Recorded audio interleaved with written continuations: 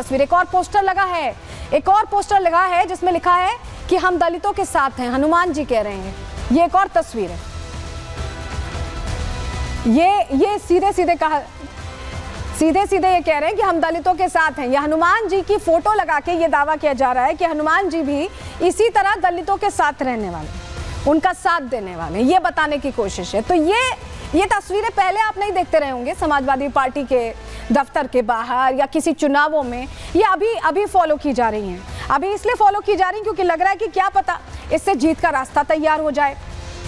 देखिए, बड़ी बात यह है कि बीजेपी अयोध्या नहीं हारी थी, फैजाबाद सीट की अगर बात करें तो समाजवादी पार्टी फैजाबाद सीट जीती थी, लेकिन अयोध्या की मिल्कीपुर सीट पर भी ये एक तरह की जोर आजमाइश समाजवादी पार्टी कर रही है, क्योंकि वो नैरेटिव सेट करना चाहती है कि अयोध्या में बीजेपी की हार हुई है, लेकिन बीजेपी रणनीति के साथ आगे बढ़ रही है। रिपोर्ट इसी से जुड़ी आपको दिखा रहे हैं।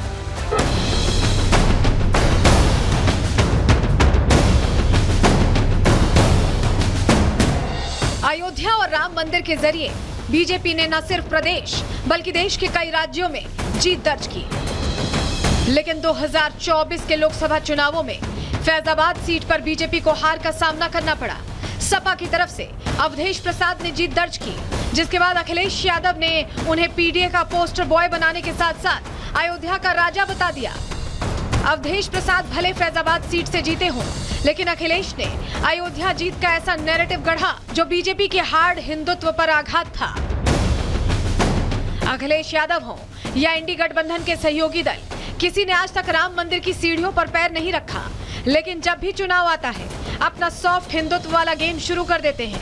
लखनऊ से लेकर अयोध्या तक ऐसी कई तस्वीरें हैं जो ये बता रही हैं कि सपा मिल्कीपुर जीतने के लिए कैसे सॉफ्ट हिंदुत्व वाला कार्ड चल रही है। पहले बात लखनऊ की। लखनऊ में सपा कार्यालय के बाहर 2 पोस्टर्स लगाए गए। एक पोस्टर में सपा सांसद डिंपल यादव बाबा साहब की तस्वीर थामे नजर आ रही हैं, तो वहीं दूसरे पोस्टर में सपा नेता हनुमान जी की तस्वीर के साथ नजर आ रहे हैं। दोनों ही पोस्टर्स में एक समानता है, वो है दलित। वही दलित जो कभी उत्तर प्रदेश में सरकार बनाता था, वही दलित जिसे सपा राज में नजरअंदाज किया गया, वही दलित जो उपचुनावों में बीजेपी के समर्थन की बात करता है तो उसकी हत्या कर दी जाती है, लेकिन जैसे ही चुनाव आते हैं दलित देवता नजर आने लगते हैं। लखनऊ में एक बार फिर पोस्टर की पॉलिटिक्स देखने को मिली। दरअसल आपको बता दें, इस बार समाजवादी पार्टी के कार्यालय के बाहर 2 होर्डिंग लगाई गई हैं। एक होर्डिंग ये है जिसमें साफ तौर पर भगवान श्री हनुमान का तस्वीर है, उसके साथ ही यहाँ पर लिखा हुआ है हम दलितों के साथ हनुमान जी हैं। प्रदीप सोनकर हैं जो कि प्रभारी सामाजिक न्याय खटिक यात्रा इसके हैं, इन्होंने ये होर्डिंग लगवाई है। वहीं अगर आपको दूसरी तरफ अपने दिखाएं तस्वीर, तो देखिए साफ तौर पर डिंपल यादव की एक तस्वीर लगाई जाती है और उनके हाथों में बाबा साहब का फोटो है। कहीं ना कहीं 2027 को लेकर जो चुनाव है उसमें साफ तौर पर दलित वोट बैंक को साधने की जो कोशिश है वो दिख रही है। लखनऊ के बाद सपा के सॉफ्ट हिंदुत्व की तीसरी तस्वीर अयोध्या में देखने को मिली। अयोध्या के स्वघोषित राजा अवधेश प्रसाद अपने बेटे अजित प्रसाद के साथ सरयू तट पर पहुंचे। नामांकन से पहले सरयू घाट पर आचमन किया, भोलेनाथ की चौखट पर हाजिरी भी लगाई, लेकिन अयोध्या के असली राजा यानी प्रभु श्री राम के दरबार में जाने की हिम्मत नहीं जुटा पाए।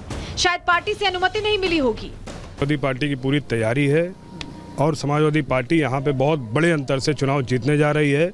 मेरा तो टिकट सितंबर में ही श्री अखिलेश यादव जी के आशीर्वाद से हो गया था, अवधेश प्रसाद जी के आशीर्वाद से हो गया था, और अभी कल भारतीय जनता पार्टी ने, उनके पास प्रत्याशी नहीं था तो बाहर से, अब तो घर और बाहर की लड़ाई हो गई है और उन्होंने कल प्रत्याशी अपना घोषित किया है। यहाँ समाजवादी पार्टी मिल्कीपुर उपचुनाव बहुत बड़े अंतर से जीतने जा रही है। अखिलेश यादव जी ने हमेशा विकास की बात करी है और विकास किया भी है और संवीर्ण विकास किया है, और जो कटेंगे बटेंगे ये सिर्फ और सिर्फ भारतीय जनता पार्टी की ही बोल है जो लोगों के सर से छत छीनती है।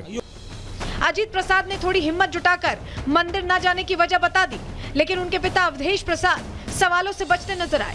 जैसे उनसे बात करने की कोशिश की गई, उन्होंने कार का दरवाजा बंद कर दिया।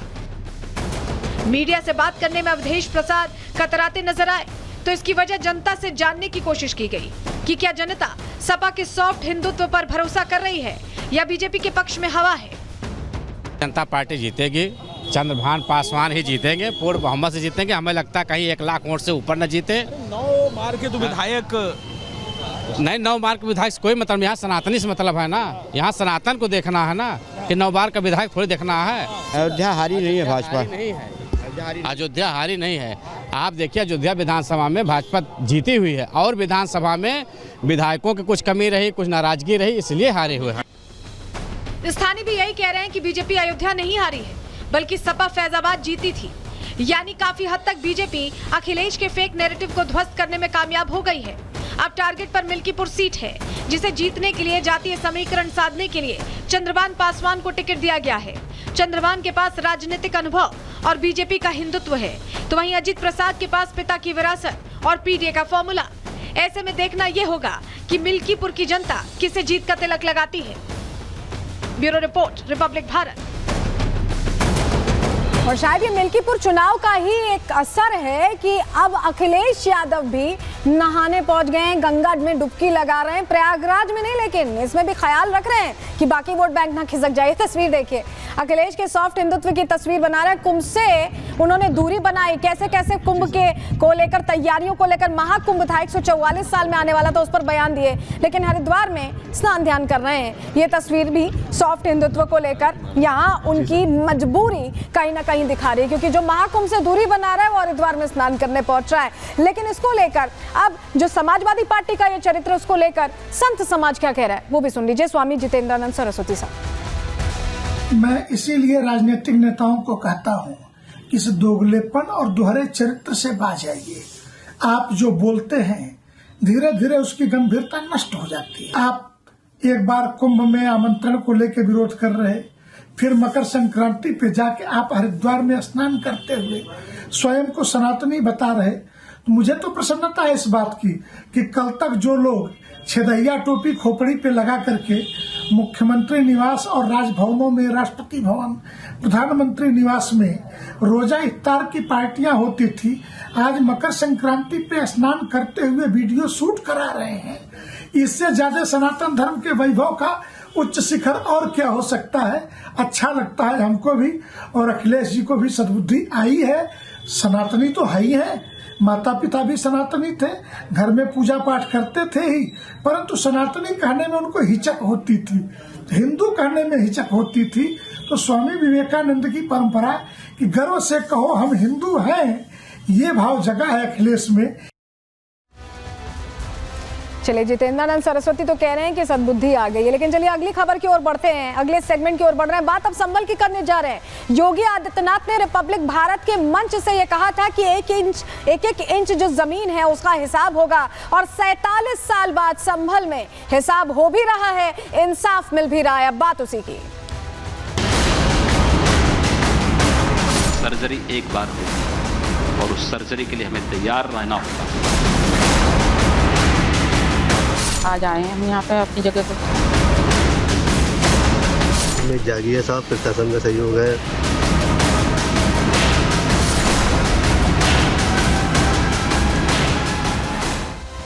तो संभल में सर्जरी शुरू हो गई। चलिए तस्वीर जल्दी से आपको दिखाते हैं।